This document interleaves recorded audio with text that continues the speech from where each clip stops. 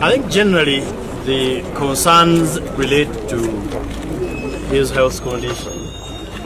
Because since his kidnapped on Monday this week, Monday this week, yes, a search has been on. We mounted the search. We tried everywhere, police stations, and we couldn't find him. We couldn't locate him. And the worst thing is the destruction of institutions in this country. That every person, every single officer, every single responsible person you talk to wanted to avoid trouble. Right from the police and a military officer you talk to with would say that one is not our prisoner. The police said they had no knowledge of where he was, and I believe them. We were not told where he is. We knew that he was in custody of some illegal outfit in the form of the military. You know, the military is a trespasser in this area. So they trespassed onto police jurisdiction. We went to Natete police station, which is the area police, up to the region. They all refused to attend to us. They were saying, we do not know, we don't have him. Go to CID headquarters. We went to CID headquarters. They bounced us. We went to KMP where they sent us, and we could not get help. Until last night, midnight, we were looking for him in various police stations, where we would be told sometimes deceptively to disorganize us. And finally, in the morning today, around 10:30, when we got information that he's at Chira, we verified it with our sources, and yes, we found him at Chira. Thank God. Because we know that the condition where he has been is much worse. With relation to him being produced in court, definitely we cannot celebrate it as a victory. But we can only celebrate that in the law. At the end of the day, the law may be slow, but the law will prevail over impunity. Impunity, indiscipline, indecency, and all manner of vices have their limits. At the end of the day, the law catches up with all those vices. Now, the medical condition has been worsened by his illegal incarceration. The torture, including physical torture, the apprehension arising out of the torture and uncertainty, being made to sleep on the ground, on a bare ground. Then he was also forced to do physical exercises, even with his frail body. As you see him, as you've known lately, the life he has been living, they forced him to do drills, which have been exhausting, and that caused him to collapse. There are so many things that have been done to him that he has narrated to us, some of which I would rather not mention because of the private nature.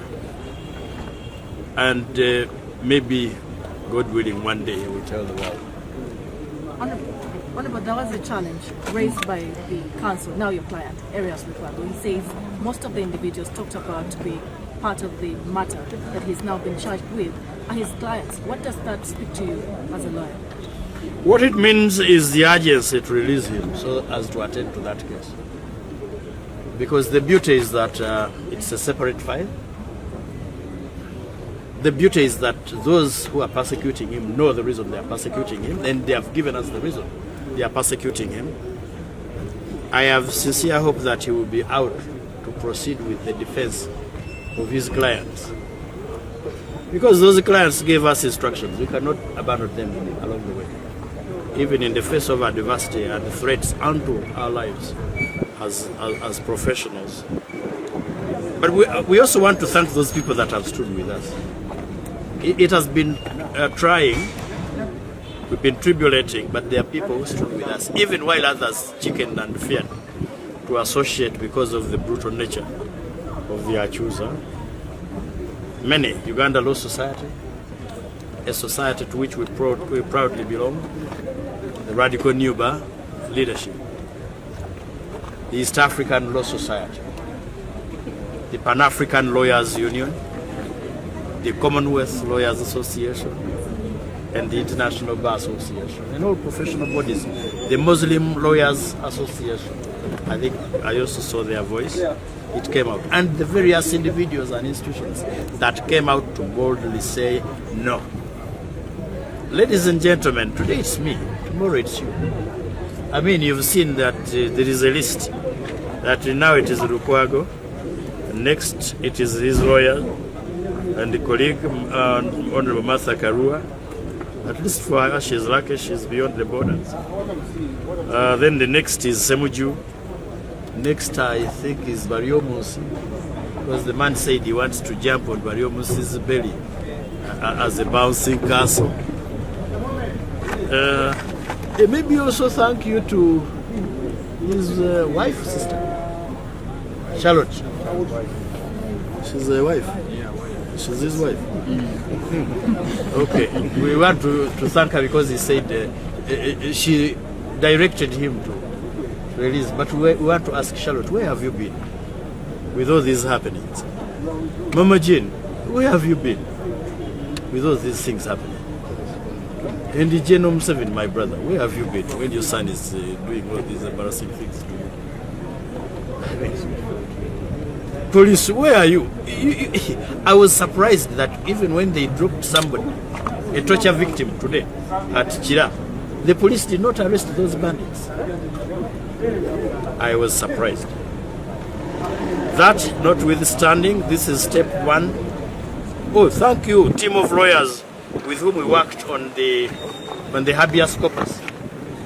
Maybe you need to know that we filed the habeas corpus this morning, and probably it woke them up. And in the habeas corpus, we still named the Muhoozi Kainerugaba.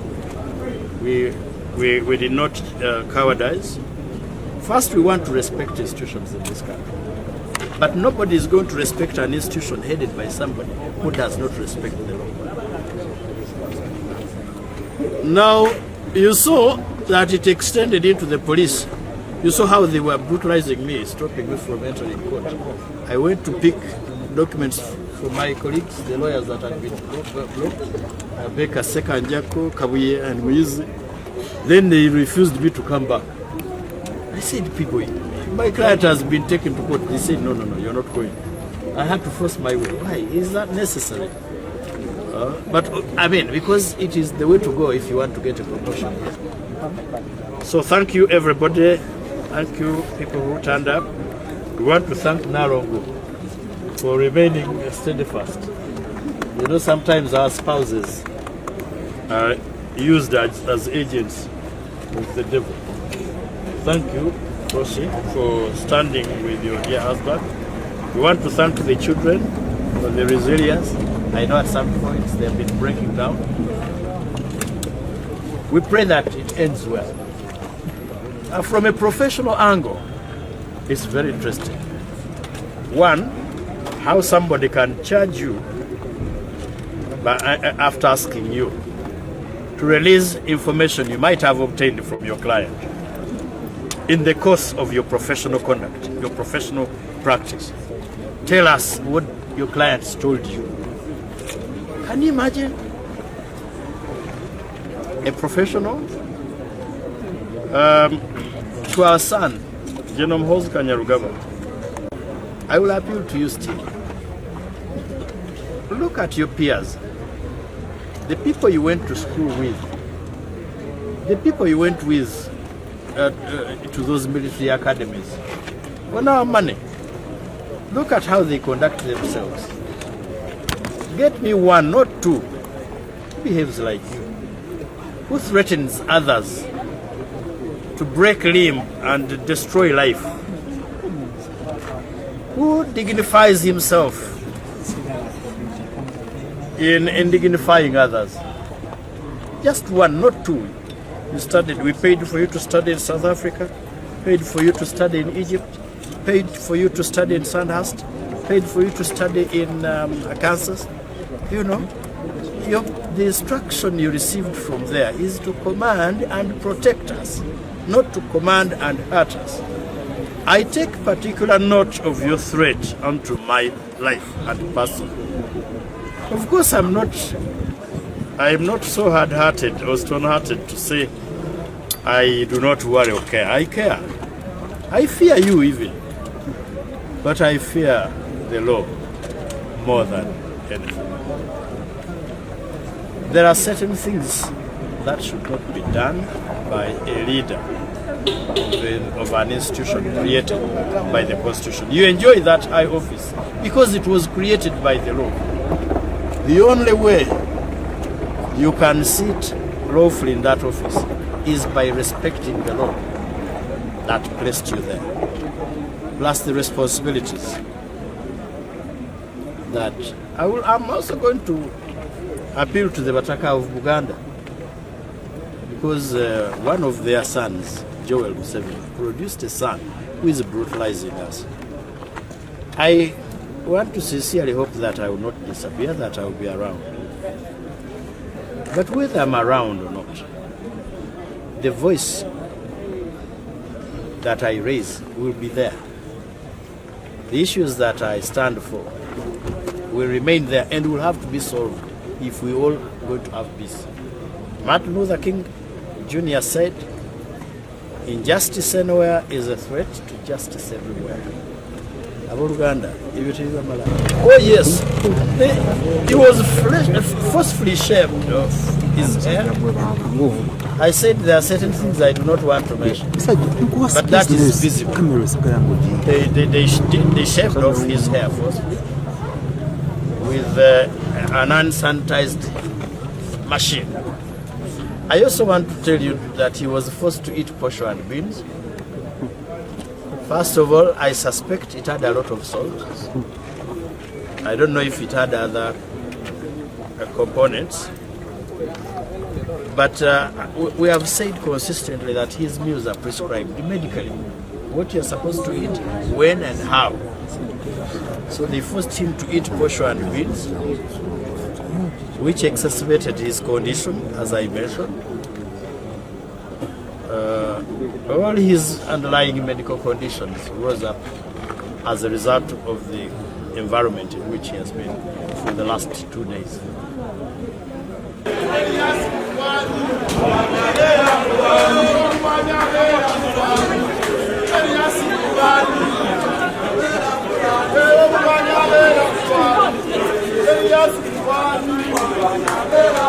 Wait! I don't want people there. What are you doing there?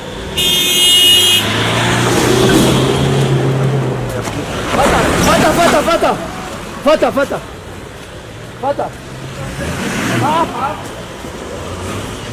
Now, maintain.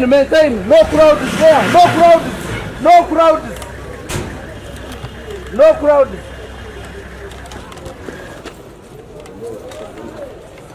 Gende wa muna mateka.